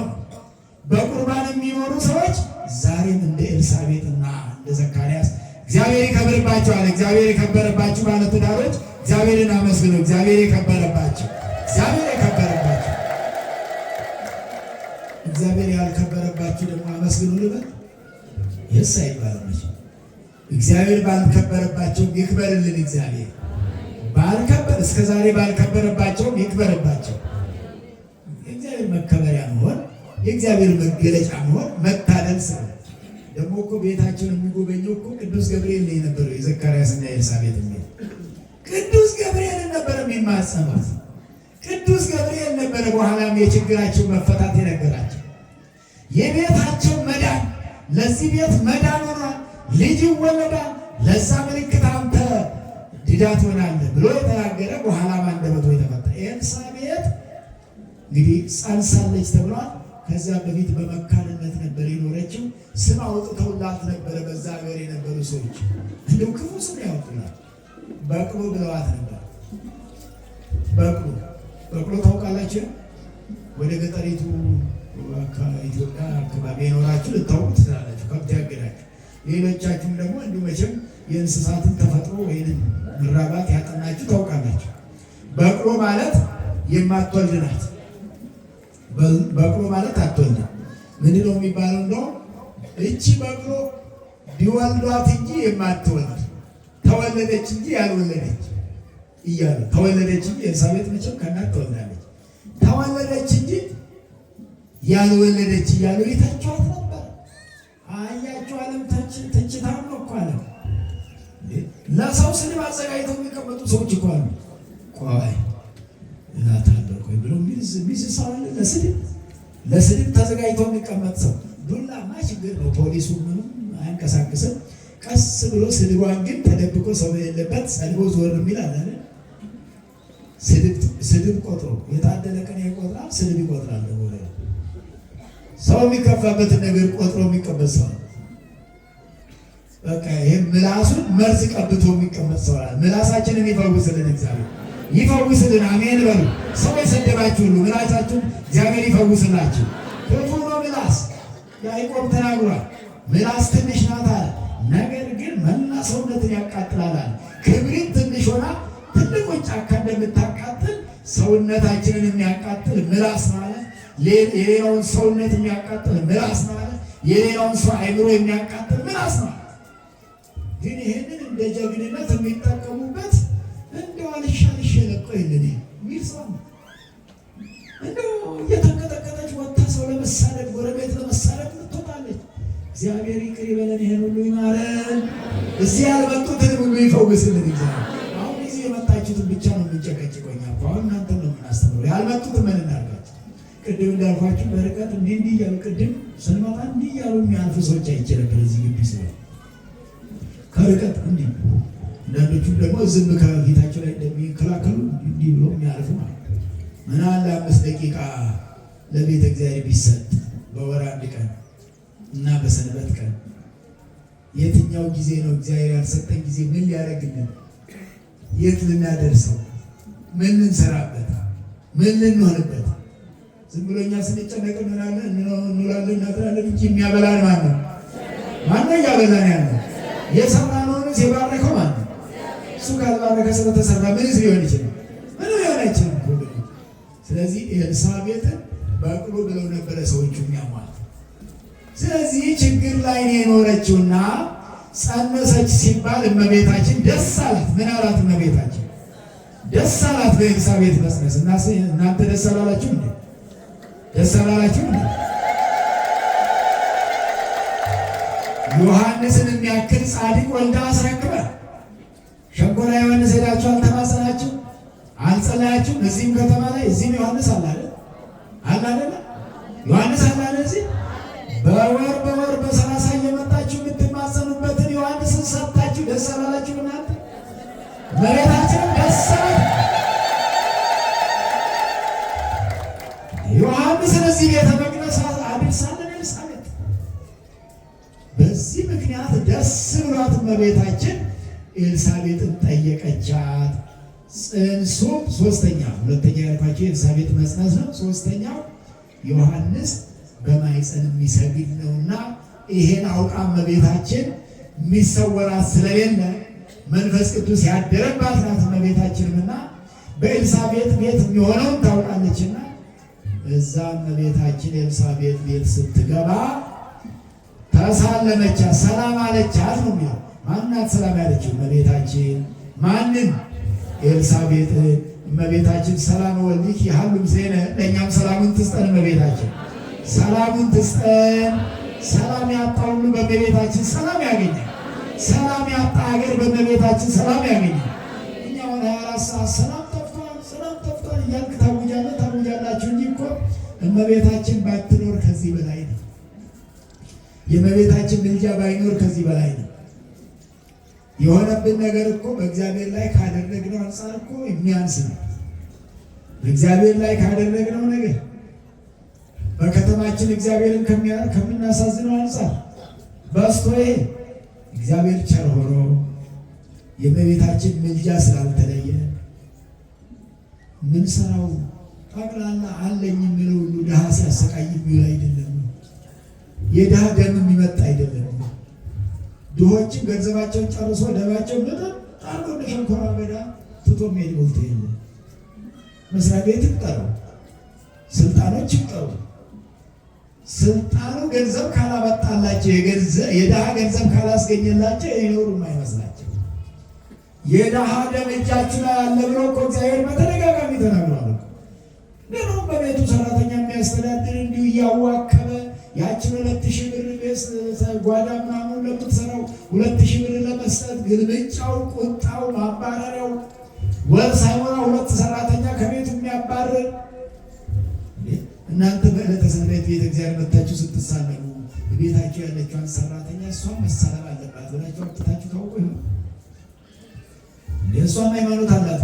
ሃይማኖቱ የሚመለከታት ከሆነ መጣ ትሳለም። እኛ ለምንበላውና ለምንጠጣው እሷ ሃይማኖት አታመኖር አይጠበቅባት። ስትበጭቁናው ምን ሰራው? ይሄ ሁሉ እሷ ድህነት ይዟት ሰው ቤት እኛ ቤት መጣ ሊሆን ይችላል። ሃይማኖቱ ግን ይኖራታል። ቤተ እግዚአብሔር ይናፍቃት ሆነ መሳለም ትፈልግ ይሆናል። ማስቀደስ ትፈልግ ይሆናል። መቁረብ ትፈልግ ይሆናል። እንዴት አድርገን እድል ሰጠን? እቤት ውስጥ እሷን መገሰጽ ራሱ እንደ ስራ ሆነ። ስለዚህ ብዙ በደሎች እዚህ ላይ ማልቆጥረው እናንተም የምታውቁት ሁላችንም አይምሯችንም የሚያውቀው ግማሹም አይናችን የሚያየው ሌላው በአይናችን ያላየን ጆሮአችን የሚሰማው አይደለም። እግዚአብሔር ስለሆነ ቻለው እንጂ ሰው መሸከም የተሳነው ኃጢአት አለ። ከበደላችን አንጻር ግን ድንግል ማርያም ሰላሟ ከከተማችን ጋር ከሀገራችን ከኢትዮጵያ ጋር ስለሆነ የሆነብን ነገር አነስተኛው ሆኖብን ያለ ነገር ትንሹ ብዙ አይደለም የሆነብን። በበደልነው ልክ መቅሰፍቱን ያላመጣብን እግዚአብሔር የተመሰገነ ይሁን። በበደልነው ልክ ያላደረገብን በበደላችን ልክ ያልቀጣን እግዚአብሔር የተመሰገነ ይሁን። እግዚአብሔርን አመስግኑ። ስለጀመራችሁ ብያለሁ። አሜን ማለት በይበልጥ ከሁሉ የሚበልጥ አሜን ማለት በእውነት ይደረግልን ነው። እንግዲህ የመጨረሻ ማጠቃለያ የምነግራችሁ አንድ ጥቅስ ነግሬ በሱ ላይ ያለውን ማብራሪያ ሰጥተን ማጠቃለያ ይሆናል። መዝሙረ ዳዊት በሉ። መዝሙረ ዳዊት ምዕራፍ 18 ከቁጥር 164 ረጅም ቁጥር ያለው ነው። አሌፋት ተብሎ በቤተ ክርስቲያን በዛሬ ዕለት የሚጸለየው መዝሙረ ዳዊት ምዕራፍ 18 ነው። ቁጥሩ ደግሞ 164 ላይ ነው። እዛ ላይ ምን ይላል? ስብሐ ለዕለትየ እሴብሐከ፣ አንተ ለእኔ ብለህ ከሰጠኸኝ ቀን 7ቱን ጊዜያት አመሰግናለሁ አለ። ለእኔ ብለህ ከሰጠኸኝ። ዛሬ ቀኑ ማን ነው? ዓርብ ነው አይደል? ይሄ ቀን ለማን ነው የተሰጠው? ቀኑ ለማን ነው የተፈጠረው? እኛ ነን ለቀኑ ወይስ ቀኑ ለኛ? ሰንበት ስለ ሰው ተፈጠረ የሚል ትምህርት ተምራችሁ ሰው ስለ ሰንበት እንዳልተፈጠረ። ዓርብ ቀን ለእኛ ተፈጠረች። ከቀኖቹ ሁሉ ለየት ያለች ቀን ክርስቶስ በመስቀል ላይ ተሰቅሎ እኛን ያዳነባት ዕለት፣ ይህች ቀን ድነት ያገኘንባት፣ የመጀመሪያውም ሰው አዳም የተፈጠረባት፣ ሔዋንም የተፈጠረችባት። ስለዚህ በዚህች ቀን የሚጸለየው ጸሎት ላይ ዳዊት እንዳለው ለእኔ ብለህ ከሰጠኸኝ ቀን ላይ 7 ጊዜ ጸልያለሁ። 7 ጊዜ ለእኔ ብለህ ከሰጠኸኝ ከአንዱ ቀን ላይ። አንድ ቀን የሚባለው ስንት ሰዓት ነው? የሚነግረኝ ሰው አለ? አንድ ቀን የሚባለው ቀኑ ብቻ ሳይሆን አንድ ቀን ነው። 24 ሰዓት ነው አይደል? ከ24 ሰዓት 7 ጊዜ በተለያዩ ጊዜያት 7 ጊዜ ጸልያለሁ አለ ዳዊት። ስንት ጊዜ ነው ያለው? እናንተ ስንት ጊዜ ነው የምትጸልዩት በ24 ሰዓት ውስጥ? አንዴ፣ አንዳንዱም ደግሞ 2 ነው። አንዴ የማይጸልይ ደግሞ ይኖር ይሆናል። አንዴ የማይጸልየውን እግዚአብሔር እንዲጸልይ ያድርግልን። አንዴ የማይጸልየውን 7 ጊዜ ሊያቅት ይችላል። ስራ ስላለ ኑሮም ስላለ ቅድም እኮ ያልኳችሁ እኔ ሰው አይስራ አይደለም አይብላም አይደለም እግዚአብሔር ጊዜ ይኖረው። ከ24ቱ ሰዓቶች ውስጥ እንደምንም ብለን አንድ ሰዓት ብንችል ባይቻል 30 ደቂቃ ለእግዚአብሔር መስጠት ማንም ጎዳ? ማንም አይጎዳ፣ ማንንም አይጎዳ። ነገሮች እንጠቀም እንደሆነ እንጂ እናተርፍ እንደሆነ እንጂ አንጎዳም። ያው እግዚአብሔር ጎድቶንም አያውቅም። ዓለሙ ይጎዳን ይሆናል፣ ሰይጣን ይጎዳን ይሆናል እንጂ እግዚአብሔር ጎድቶን አያውቅም።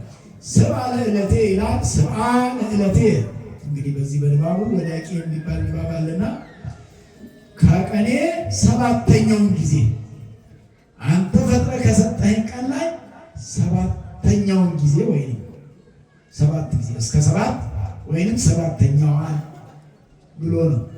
ስለዚህ ሰው ሊጸልይ የሚገባው 7 ጊዜ ነው። እነዛ 7ቱ ጊዜያት ግን ምክንያት ያላቸው ናቸው። ምክንያት ያላቸው ናቸው። ኢየሱስ ክርስቶስ ያን ጊዜ በማኅፀነ ማርያም የነበረ በኤልሳቤጥ ቤት፣ ነገር ግን ኤልሳቤጥ በጸነሰ ጊዜ በማኅፀኗ ሆኖ ዮሐንስ ለእመቤታችን የሰገደ ለጌታ ኢየሱስም የሰገደ ዮሐንስ ከማኅፀን ጀምሮ የሰገደለት አምላክ በመስቀል ላይ ተሰቅሎ ሥጋውን ቆርሶ ደሙን አፍስሶ በሚሰጠን ቀን በዕለተ ዓርብ በዛሬው ዕለት እንደ ዛሬ ማለት ነው መጋቢት 27 ቀን ከጠዋቱ ንጋቱ ላይ ልክ እንደነጋ ጨለማው እንዳለፈ ብርሃን እንደታየ ሁላቸው ተማከሩበት ይላል። ወጸቢሖ ተማከሩ ሊቃነ ካህናት እስቅልም ወደ ኢየሱስ ዲበፀ መስቀል። በነጋ ጊዜ ነግቶ ሳለ ከነጋ በኋላ ሊቃነ ካህናት ተማከሩበት ይላል። ምን አሉበት? ምን አደረጉበት? የብሉይ ኪዳን ሊቃነ ካህናት ቅናት የሞላባቸው እነ ዘካርያስ እዚህ ውስጥ የማይካተቱ እነዚህ አልባሌ ስራ የሚሰሩ በመስቀል ላይ ሊሰቅሉት ተማከሩበት። ማንን? ኢየሱስን። መስቀላቸው መልካም ነው መልካም አይደለም ነው የምትሉት? እንኳን ሰቀሉት መስቀል አልነበረባቸው። የአይሁድ ካህናት ኢየሱስ ክርስቶስን መስቀል ነበረባቸው አልነበረባቸው? ወንዶች እዛ አካባቢ ያላቸው እንኳን ሰቀሉት ወይስ ምን አላችሁ እናንተ? እንኳን ሰቀሉት ወይስ እንኳን ሰቀሉት ነው ያልከው?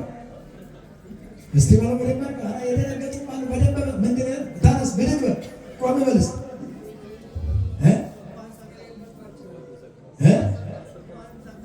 እንኳንም ሰቀሉት ተስማሙበታላችሁ? አረ ጠብል ይፈጠር ነው ሊቀማኝ ነው። ምን ይሻላል? ስብሰባ ሊሆን እኮ ነው። ቀስ እያለ ከወንጌል ወደ ስብሰባ እዛ በስብሰባ የሚደባደበው እዚህ መጣ መሰለኝ። እዛ የሚጨቃ እሺ እጅ ያወጥቷል አይሰማም። አዎ አዎ አዎ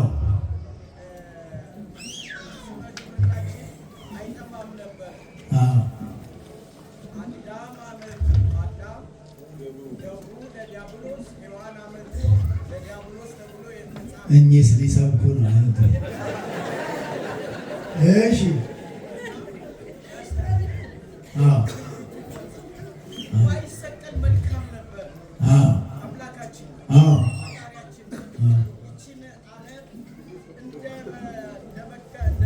እኔም አለሁ እንዴ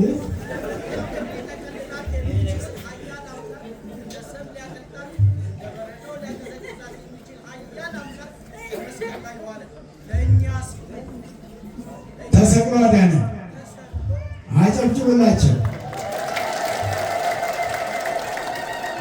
ምቀኝነትማ ያዛቸው አመስግን እንዲሄዱ። አሁን እንዲህ ያልኩት ማብራሪያውን ስለሰጡን ነው። በይበልጥ በጣም ያመሰገንኳቸው። እንግዲህ ማብራሪያውንም በደንብ ብለዋል። ክርስቶስ ባይሰቀል ኖሮ እንድን ነበር ወይ ነው? እንድን ነበረ። መድኃኒዓለም ባይሰቀል አንድንም ነበረ። ግን ስለተሰቀለ አዳነን። የእሱ ፈቃድ አለበት። ካህናቱ ባይሰቅሉት ራሱን በራሱ አይሰቅልም። የመጣበት ትንቢቱ እንዳለው ነው። ቅድም እንዳሉት በመሰቀሉ ነው የዳነው። አይሁድሳ ሌላ ደግሞ ልጠይቃችሁ በዚህ እነዚህ አይሁድ ወይንም ካህናት አይሁድ ጌታን መስቀላቸው በደል ሆኖባቸዋል አልሆነባቸውም? ይህን ደግሞ እስቲ በደል ሆኖባቸዋል አልሆነባቸውም? በመስቀላቸው ነው በደለኞች ሆኑት ስለሰቀሉት ነው። እና ታዲያ የመጣበት ነው የሚሰቅሉ ምን ችግር አለው? ቅድም እኮ በተስማማነው እኮ መስቀል ነበረባቸው ብለናል። እንኳን ሰቀሉት ብለን የለን ስለሰቀሉት ነው በደል የሆነባቸው ወይስ አይደለም ብዬ ስላቸው አሁን ወገቤ ለምን አላቸው? ጭንቀት ሆነ። አይዟቸው ተረጋጉ፣ ጉዳይ ይገኛል። የት ላይ ሄደ? እነሱ መስቀላቸው አይደለም በደል የሆነባቸው። የስቅለቱ ጉዳይ የመጣበት ዓላማ ነውና አይቀርም። ነገር ግን በመስቀል ላይ ሆኖ ጌታ ያለውን ሰምታችኋል። አባት ሆይ በሉ እስኪ የሚሰሩትን አያውቁምና ይቅር በላቸው አላለም? ይቅር በላቸው አላለም? አብን ይቅር በላቸው ሲል እሱ እኮ ጨርሷል። እኔ ይቅር ብያቸዋለሁ፣ ቢሰቅሉኝም ይቅር ብያቸዋለሁ። የመጣሁበት ዓላማ ነው። በትንቢት ሳናግር ቆይቼ የመጣሁበት ዓላማ ስለሆነ ስለሰቀሉኝ አይኮነም አላለም እንዴ? ይሄ ማለት ትርጉሙ ምንድን ነው? ስለሰቀሉኝ አይኮነኑ እኮ ነው። ስለሰቀሉኝ አይኮነኑ ብሏል ጌታ። በሉ እስቲ ሁላችሁ ስለሰቀሉኝ እስቲ በደንብ በሉ። ምን አስፈራችሁ? ያለው ኢየሱስ ክርስቶስ አይደል? ራሱ የተሰቀለው አይደል? ይቅር አላላቸው ነው አላላቸው ብሏቸው እኮ ነው። አብንም አንተም ይቅር በላቸው የሚለው ይቅርታ መስጠት የሶስቱም ስለሆነ የአብም የወልድም ስለሆነ ይቅር በላቸው ይቅር በላቸው። እኔ ይቅር ብያቸዋለሁ። እኔ በምድር ሆኜ ተሰቅዬ እነሱም ቢሰቅሉ ምሬያቸዋለሁ። ይቅር ሰቃዮቹን ይቅር ያለ አምላክ የተመሰገነ ይሁን። ሰቃዮቹን እኮ እንኳን ያልሰቀሉ ታዲያ የሰቀሉትን ይቅር ያለ አንተ ምን ብሎ ነው የሚኮንን? ይኮንናል? አልሰቀልከው አንተ።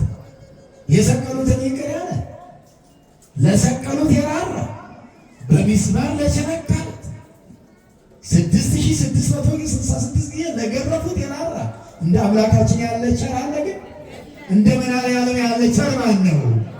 እና ምን ትንሽ ስንነካ መቼ መሬት ይበቃናል? እኛ ብንሆን እንኳን ተሰቅለን እንደ ነካኝ እንዲፈጠረኝ ብሎ የሚቀየም የሚበሳጭ የሚቆጣ ለምን ጫፌ ዝንቤ ለምን ተነካች የሚል አለ አይደል እንዴ?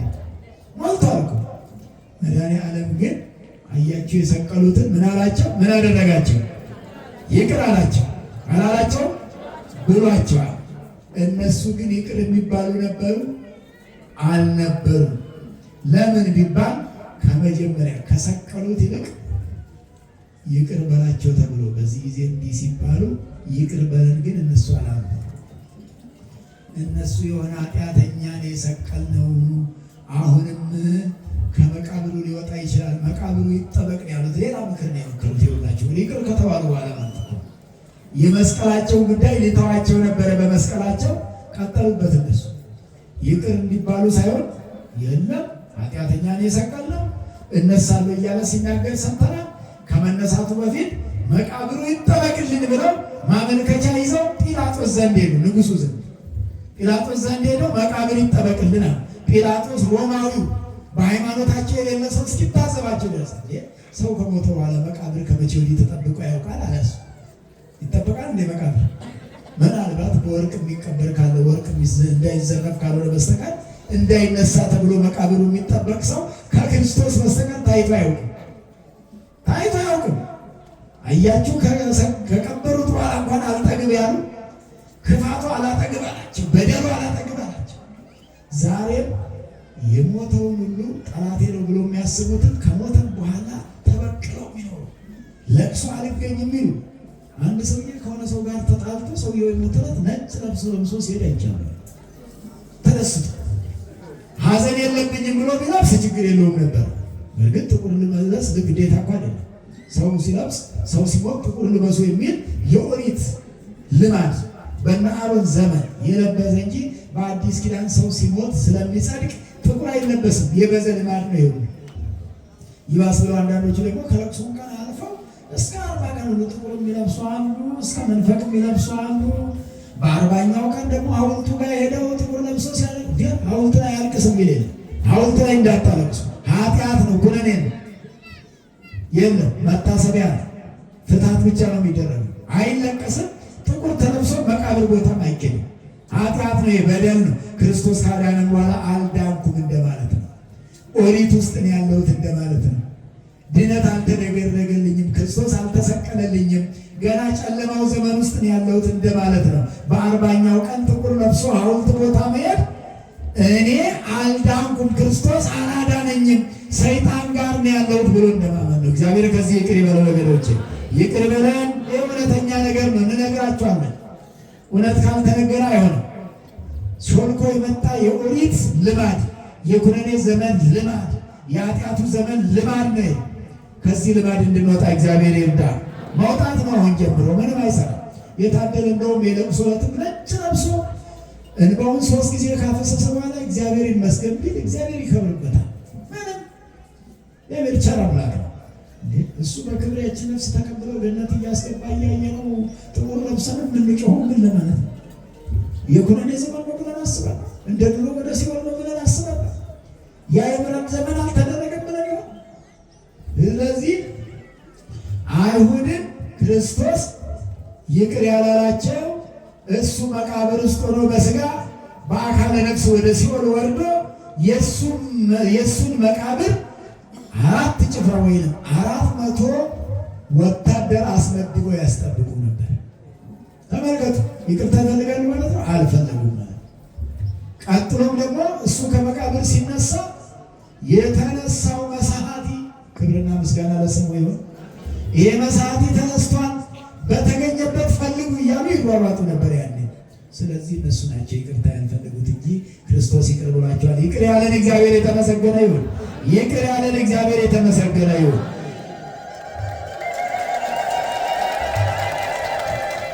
ጠዋት የምንጸልየው ክርስቶስ ላይ የሞት ምክር ስለተመከረበት አንደኛው የጸሎት ጊዜ።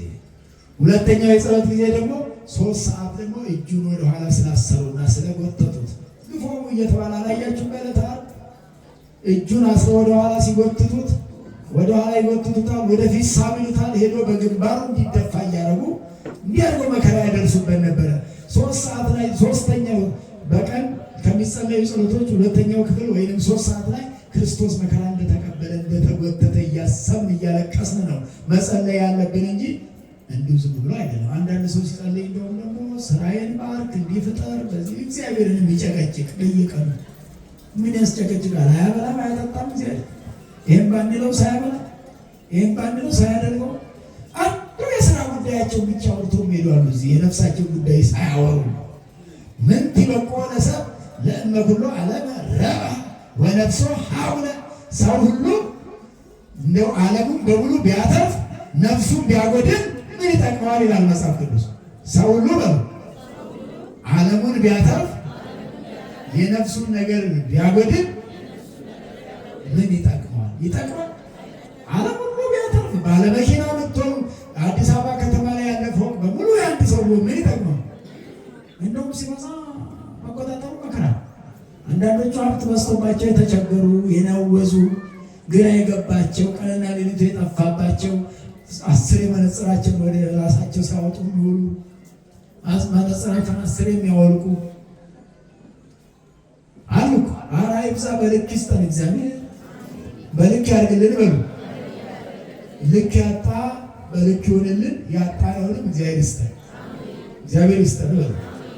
ሲራክ መጽሐፉ ላይ ሲጸልይ አንድ ትልቅ ጸሎት ጸልየዋል።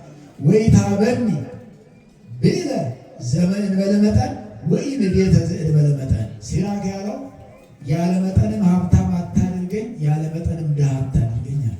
ጥሩ ጸሎት አይደል? እስቲ በሉላችሁ፣ ያለ መጠን ሀብታም አታድርገኝ፣ ያለ መጠንም ድሃ አታድርገኝ። እቺኛዋን ብዙ ሰው ይጸልያታል፣ ያቺኛዋን ነው የማይጸልያት። ያለ መጠን ድሃ አታድርገኝ ሁሉም ይጸልያታል። እቺን ገበሬው ምኑም በዚህ አካባቢ ያላችሁ በሌላም ያለ ያለ መጠን ድሃ አታድርገኝ ሁሉም ይጸልያታል። ያለ መጠን ሀብታም አታድርገኝ ግን ብዙ ሰው ይጸልያታል። ይጸልያታል እቺኛን ያለ መጠን አድርግልኝ ነው የሚለው። ጨምር ችግር የለውም ነው የሚለው አይደል? እቺኛውን በደንብ ብዙ አይፈልጋትም። እቺን ትንሽ ቆጠብ። አንድ ያለው እንደ አንድ ብቻ ነው ይላል። ሁለት ሲሆን ደግሞ እንደ ሁለት ብቻ ነው ይላል። ሶስት ሲሆን ደግሞ ሶስት ብቻ ነው። ምን አላት እግዚአብሔር አይቀንስም። ደግሞ አራት ብቻ ነው እንጂ አራት ነው ይበቃል የሚል ይበቃልን ልመዱ እንደ ቅዱስ ጳውሎስ ያለኝ ይበቃኛል ማለት የለመደ ቅዱስ ጳውሎስ ታላቅ ሐዋርያ ምንም ኖሮት እኮ አይደለም። ድንኳን እየሰፋ ያንን እየሸጠ ለድሆች እየመጸወተ የዕለት ጉርሱን እያስቀረ የዓመት ልብሱን እያስቀረ የተረፈውን ለድሃ እየመጸወተ ያለ ይበቃኛል። ድንኳን እየሰፉ ያለ ይበቃኛል ማለት አየህ። የዕድር ድንኳን ሰፊ ያው ክብር አለ። የዕድር ድንኳን የሚሰራ ድንኳን እየሰፋ ይሄ ግን በቂ ነው። ከዚሁም ልመጽውትበታል ከዚሁ ላይ እኮ። ስለዚህ ያለ መጠን ሀብታም አታድርገኝ፣ ያለ መጠንም ድሃ አታድርገኝ። ምክንያቱም ማለት ያለ መጠን ድሃ ከሆንኩ በበላውን ካጣው እንዳላማርር እንዳላስቀይምህ እንዳናስቀይመው እግዚአብሔር ያለ መጠንም ድሃ አያድርገኝ። አሜን አያድርገን። አሜን። ያለ መጠንም ሀብታም ሲሆን በጥጋብ ብዛት እንዳላሳዝንህ በጥጋብ ብዛት እንዳላሳዝንህ አንተን ረስቼ በሀብት ብዛት ደንዝዤ። አንድ ሰው ትናንት ሲያወራልኝ ተቸግሬያለሁ አለ። ምን ቻይናም ሄዳለሁ ዱባይ ሄዳለሁ ብዙ ስራ እሰራለሁ አለ። ወጣት ግን አሁን በቃ ገንዘብ አደንዝዞኝ ቤተ እግዚአብሔር እጄም ስሳለም ዝም ብዬ ግንባሬን ከግንቡ ጋር እያገጨው መለሳለሁ እንጂ በጣም ችግር ላይ ነኝ። እውነት አይደለም? የደነዘዙ አሉ። ምክንያቱም ማታ ማታ ስገባለ ዛሬ ስንት ቢዝነስ ሰራው ይሄ ብቻ ነው የማስበው። እሱም ቁጥር ነው። ከዛ ሞባይሌን አውጥቼ እስቲ ሞባይሌ ላይ ስንት ቴክስት ነው የገባው፣ እቃውን የወሰዱ ስንቶቹ ከፈሉ አልከፈሉ ስላለ ጨርሶ ለዚህ ያላል እንዲህ የደነዘዘ ብዙ ነው ያለው። ይቅር በለን እግዚአብሔር። ይህ እኮ እውነተኛ ሆነ ስለተናገረን እንጂ ያልተናገሩ የደነዘዙ ብዙ የሉ። ዝም ብሎ ማታ ማታ ቢዝነስ ብቻ ሂሳብ ሰርተው እዛ ውስጥ መተኛት እስኪያቅታቸው ያ የፈረደበት ቲክቶክ ደግሞ አለ። በኋላ እሱን ይዞ ደግሞ መከራ ሲያይ እሱን ሲተኮትክ ደግሞ 6 ሰዓት 7 ሰዓት የሚሆንበት ትንሽ ጊዜ ብቻ የሚተኛ እሱም ደግሞ ሱስ አለው አሉ። በጣም ከባድ ሱስ አለው አሉ። አልሰማችሁ? የለው አለው። እኛ የመጠጥና የጫት ብቻ መስሎት ነበር። ለካ ይሄም አለ። እዚህ ምድር ላይ ሱስ የማይሆን ነገርም የለም። ለካ ጠቅላላ ሱስ ብቻ ላይ የከበበን። እናንተ ይክፈፍልን እግዚአብሔር፣ ወዲያ ይክፈፍልን ይህን ሁሉ ሱስ። ሽማግሌ ሁሉ መከራ እያየ ነው ቲክቶክ። አንዳንዱም ደግሞ መነጽር ገዝቷል ለእሱ ብሎ ለመጽሐፍ ቅዱስ ንባብ ብሎ ያልገዛውን መነጽር። አቤት መከራ፣ አቤት ስቃይ። እግዚአብሔር ይቅር ይበለን ይማረን ወገኖች። በጣም ነው እኮ የተቸገርነው። እግዚአብሔር ይፈውሰን። ስለዚህ ከመጠን በላይ ሀብታም መሆንን እንዲያስጨንቃልና ሀብታም መንግስተ ሰማያት ከሚገባ የተባለው እኮ ጭንቀታም ነው ተብሎ እኮ ግመል በበርፌ ቀዳዳ ቢሸርክ እኮ ተባለ። የማይሆነው ነው መሆን ያለበት። ግመል አሁን ይሸርፋል በበርፌ ቀዳዳ? ዞሮ እንዲህ የምናወራው እኛ ነጭ ድሆች ስለሆን ይሆናል። ሀብታሞች እችን አይሆኗትም መቼም። እኔ እንደ ልቤ የሚያወራው ምንም የለኝም። እግዚአብሔር አለኝ ግን አይበልጥም? አይበልጥም? ከእናንተ ሀብት እግዚአብሔር ይበልጣል። አይበልጥም? እሱ አለኝ ብዬ አምናለሁ። እሱ ይበቃል። እሱ ካለን ሌላ ሁሉ ቀላል። እሱ ስናጣ ነው ሁሉን የምናጣው። ስለዚህ ይሄ የዓለም ሱስ በሙሉ ከላያችን ላይ ገፈፍ። በሽማግሌዎችም በ70 እና በ80 ዓመት መነጽር እየገዛችሁ ቲክቶክ ከማየት መጽሐፍ ቅዱስን ማየት የነፍሳችሁን ጉዳይ ለነፍስ ቀለብ ይሄኛው እንደሆነ ጠቅላላ ደግሞ እኔም አንድ ቀን ሰው አሳይቶኝ ቢገፉት አያልቅም። ምን እንደሆነ ባይሆን ምን እንደሆነ ቢሉት አወረደው ስናይ አላልቅ ስል ኧረ ውቅያኖስ ነው እንደ የጨመረ ብዬ ተጨንኩ። አባሉ አያልቅም ካላያችሁትም እንዴ ኧረ ምንም አለቀ ያለው ምን እንደተሰበሰበ አይታወቅም። እዛ ውስጥ ይሄን ያለው መከራ ምንም አያልቅ ነገር ነው እንዲህ የመጣው ና ምን ነው ሀብቱ እንዲህ አላልቅ ብለን በረከቱ አላልቅ ብለን ጽድቁ አላልቅ ብለን እንደዚህ አይነት ብንገፋው የማያልቅ ጽድቅ እግዚአብሔር ቢሰጠን ይስጠን። እግዚአብሔር ምን ይሳነዋል? እንዲህ ነው መመኘት ያለባቸው እንጂ ይሄን የዓለም ጣጣ የዓለም ኮተት አይደለም። ስለዚህ እግዚአብሔር ምሕረቱን ይላክልን። እንግዲህ ሰዓቱ በጣም ስለሄደ ቀጥሎ የ6 ሰዓት ጸሎት ጌታ የተሰቀለበት ሰዓት ስለሆነ የ9 ሰዓት ደግሞ ጌታ ነፍሱ ከስጋው የተለየችበት ስለሆነ፣ የ11 ሰዓት ጌታ ወደ መቃብር የወረደበት ስለሆነ፣ የ1 ሰዓት የእንቅልፍ ተብሎ የሚጸለየው ያኔ ደቀ መዛሙርቱ በምሽቱ ያኔ ተኝቶ የነበረ ደቀ መዛሙርቱን ቀስቅሶ ያጸለየበት፣ የመንፈቀ ሌሊት 7ኛ የሚባለው ደግሞ ጌታ ኢየሱስ ክርስቶስ የተነሳበት ነውና ኤልሳቤጥ እመቤታችንን ጮክ ብላ ከሴቶች ተለይተሽ መርገመ ሥጋ መርገመ ነፍስ የሌለብሽ በሉ እስቲ ሁላችሁ ከሴቶች ተለይተሽ መርገመ ሥጋ መርገመ ነፍስን መርገመ ነፍስ የሌለብሽ በረከተ ሥጋ በረከተ ነፍስን የምታድይ እናት ነሽ ብላን ያመሰገነችው እናታችን ድንግል ማርያም ትመስገን። ክብርና ምስጋና ለእመቤታችን። ኤልሳቤጥ ያመሰገነቻትን እኛም እናመሰግናታለን። ኤልሳቤጥ ያመሰገነቻትን አመስግኗል። ጮክ ብላ ኤልሳቤጥ ያመሰገነቻትን እኛ ኤልሳቤጥን ወክለን ዛሬ እመቤታችንን አመስግነናታል። ክብርና ምስጋና ለአምላካችን ይሁን። የእመቤታችን አይለየን። ነገረ ማርያም ነው። የማርያም ነገር በመጽሐፍ ቅዱስ ያለ እንጂ በተአምረ ማርያምና በሌሎች መጽሐፎች ብቻ ያለ ስላልሆነ ስለ እመቤታችን ያስተማረን እግዚአብሔር የተመሰገነ ይሁን። ደብራችሁ ሕንፃ እየታነጸ ነው፣ እያገዛችሁ ነው። ተጋግዛችሁ ወደ 21-22 ዓመት ያስቆጠረ ይመስለኛል። ይሄ ግን አሁን በደንብ እየተንቀሳቀሰ ነው። መልአከ ማነው ሊቀ ማእምራን እዚህ ስለይኩን ከሚመለከታቸው ከስራ አካላት ጋር ሆነው እየሰሩ እየገነቡ ነውና የተገነባ ህዝብ ህንፃ ይገነባል። በርቱ፣ ገንቡ። መልካም ማለት መሪዎችም አሏችሁ። እግዚአብሔር ከእናንተ ጋር ይሁን። ወስብሐት ለእግዚአብሔር። ይቆየን።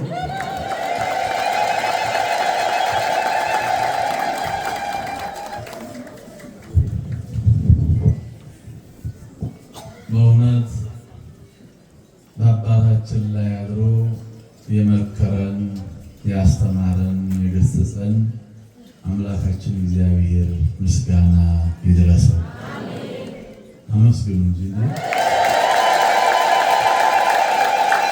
እንግዲህ ታላቁ የቤተ ክርስቲያናችን ሊቅ አባታችን ሊቀ ሊቃውንት ቆሞስ አባ ተክለ ሃይማኖት ወልዱ